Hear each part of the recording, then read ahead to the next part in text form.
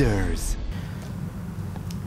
Vous avez rencontré votre homologue tunisien, M. Hermès Général, où vous avez dû aborder les questions bilatérales, mais aussi les questions d'intérêt commun.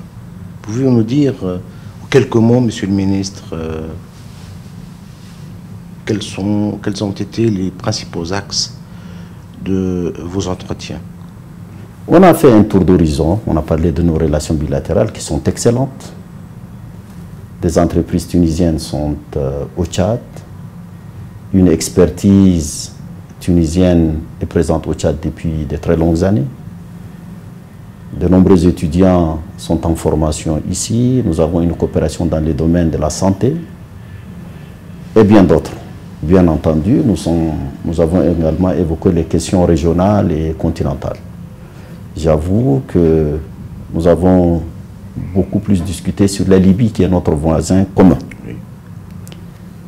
Des réunions des pays voisins de la Libye se sont tenues ici, à Tunis. D'autres sont tenues à N'Djamena, à Niamey, à Alger, à Khartoum, au Caire. Et la situation en Libye nous préoccupe en tant que voisins.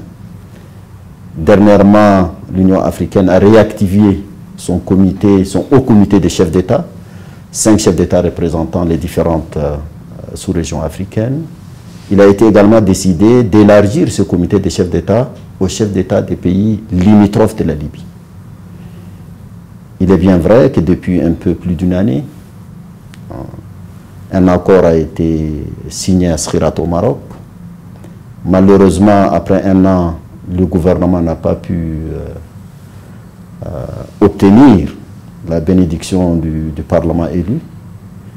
Et je crois que maintenant, il faut avancer en ayant toujours comme base cet accord, mais peut-être avec bien entendu l'accord des parties libyennes, voir ce qui n'a pas marché pour faire les rectificatifs nécessaires et avancer.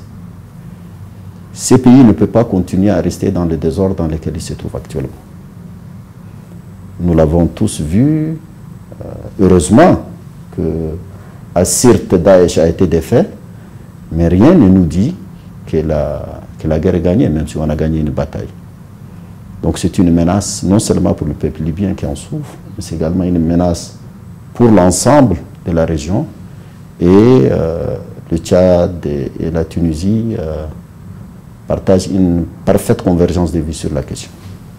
Et surtout, c'est la nécessité d'avancer pour résoudre cette question épineuse. Leaders.